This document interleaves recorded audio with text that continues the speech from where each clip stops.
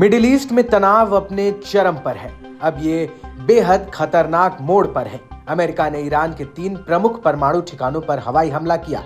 इसके कुछ ही घंटों बाद ईरान ने इजराइल पर सीधे सैन्य कार्रवाई करते हुए 1, 2, 3 नहीं बल्कि 40 बैलिस्टिक मिसाइलें दागी हैं। इसके बाद इजराइल में तबाही का मंजर दिखाई दे रहा है। अमेरिका के राष्ट्रपति डोनाल्ड ट्रंप ने ईरान की न्यूक्लियर साइट्स को निशाना बनाने के बाद कहा कि अगर ईरान ने शांति का रास्ता नहीं अपनाया तो ऐसे हमले जारी रहेंगे। भले ही ईरान का फर्दो न्यूक्लियर सेंटर अमेरिका ने बारूद से पाट दिया हो, लेकिन ईरान पीछे हटने के मूड में नहीं है। इसकी गवाही दे रही है इजराइल पर हमले के बाद आई ये तस्वीरें। ईरान की सरकारी मीडिया ने पुष्टि की है कि ईरान की ओर से किए गए इस हमले में बेन गुरियन अंतर्राष्ट्रीय हवाई अड्डे, जैविक अनुसंधान केंद्र, लॉजिस्टिक बेस और कमांड एंड कंट्रोल सेंटर को निशाना बनाया गया। मिसाइलों में लंबी दूरी तक मार करने वाली ठोस और तरल ईंधन वाली तकनीक का इस्तेमाल किया गया।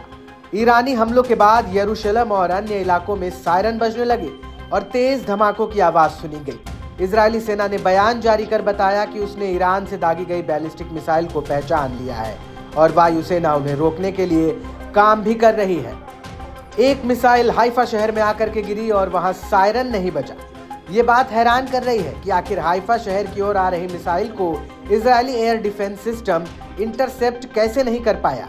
यहाँ सायरन फेल कैसे हो गया और मिसाइल सीधा शहर में आकर गिर गई। इजराइल की सेना इस बात की जांच पड़ताल में लगी है कि आखिर हाइफा में सायरन फेल्योर कैसे हुआ। इन शहरों से आई तस्वीरें, इनमें दिख रही तबाह हुई इमारतें बता रही हैं कि यह हमला कितना भयानक रहा होगा।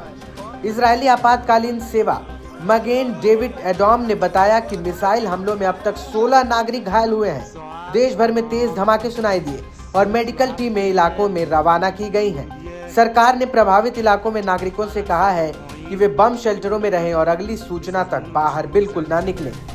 अमेरिकी हमलों के तुरंत बाद ही इजराइल ने अपना हवाई क्षेत्र बंद कर दिया था, जिससे ईरानी हमले के बाद भी बंद रखा गया। इजराइल की ओर से यह स्पष्ट संकेत है कि देश अब पूरी तरह सैन्य अलर्ट पर है।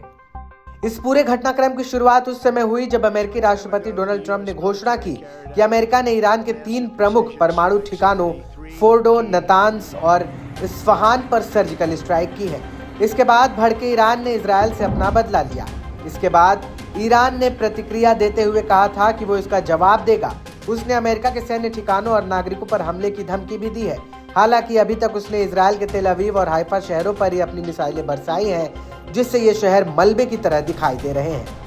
अब आने वाले समय में देखना होगा कि क्या ईरान अमेरिका पर भी सीधा हमला कर देगा।